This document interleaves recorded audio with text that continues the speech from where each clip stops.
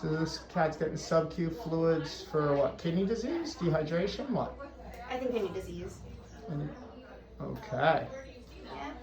So in case you guys don't know, we're talking about it all the time, but this is IV fluids that a person would get in an IV catheter if they were sick, if they were dehydrated, if they were getting surgery.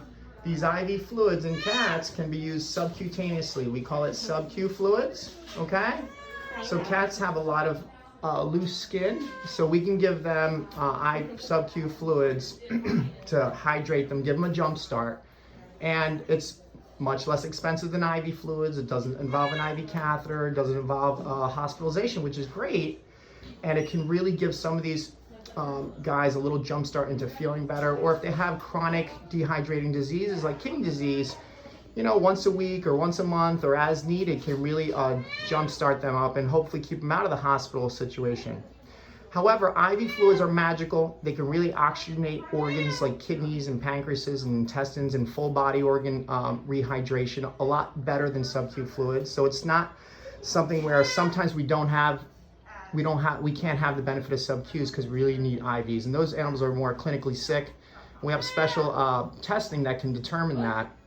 However, sometimes sub-Q fluids can prevent hospitalizations. You cannot give a cat large amounts of IV fluids at one time, like a large person or even a smaller person, you know, a 60-pound, 80-pound, 100-pound, 200-pound person or dog can be bolus with IV fluids for several hours and go home the same day. Cats are only 10 to 15 pounds.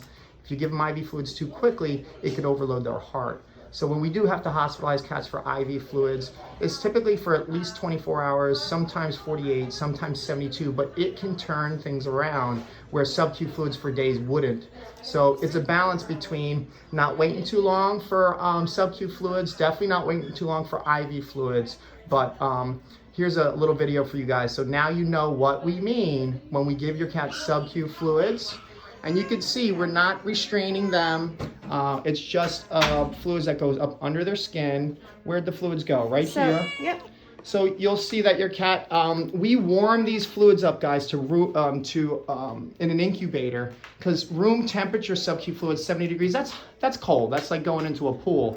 So if you're at home giving sub-Q fluids, the way to warm the fluids is to get, you know, your sink tap water, getting as hot as you can, put it in a bowl. You can put the whole bag and the IV line, but not the needle, in there for about 5 minutes. And then when you're giving it to your cat, it feels like we're not even getting fluids because it's at their exact body temperature, which is about 100 degrees.